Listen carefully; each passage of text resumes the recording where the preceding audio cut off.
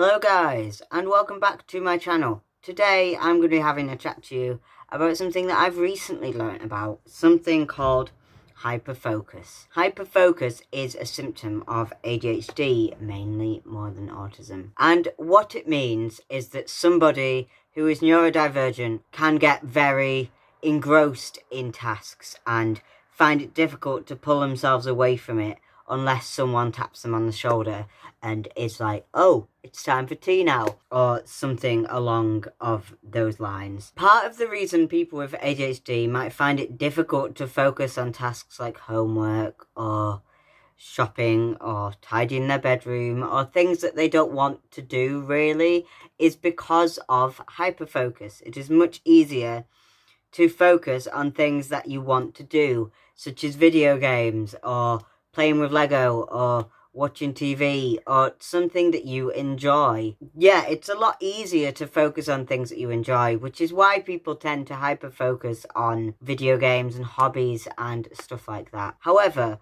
hyper-focus can sometimes get in the way of actual life. Like the amount of times I have spent scrolling through online shopping things, looking at things that I am not going to buy but could buy instead of doing something that I actually need to do. It's not a brilliant thing really, and that is why hyperfocus can get in the way. It can also sometimes get in the way of friendships and relationships because people get so absorbed in video games or movies that they may not have time for other people in their life. However, this hasn't ever really been an issue for me specifically, but I know it can be an issue in some adults with ADHD. For me, not so much, but I guess I am one of the lucky ones. I've just realised that my lighting in this video is incredibly strange. I am very sorry. I will work on it in future videos. Good ways to deal with hyperfocus is prioritising daily tasks.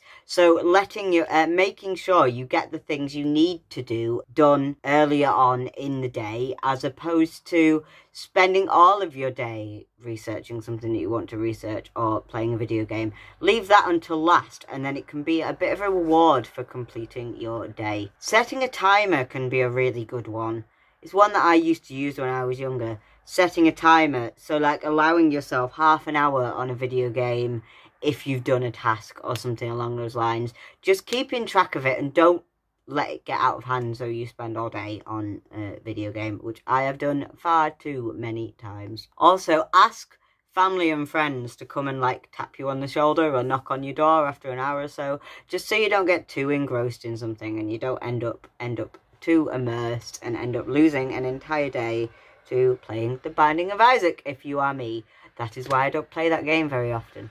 So I hope that this has helped at least some of you, and I hope that you are enjoying my content recently, because I think I'm going to have a bit more of a chat about ADHD because it's a new thing in my life and I want to understand it better myself. And I think a good way of understanding it better myself is to talk to you guys about it, because that's just who I am.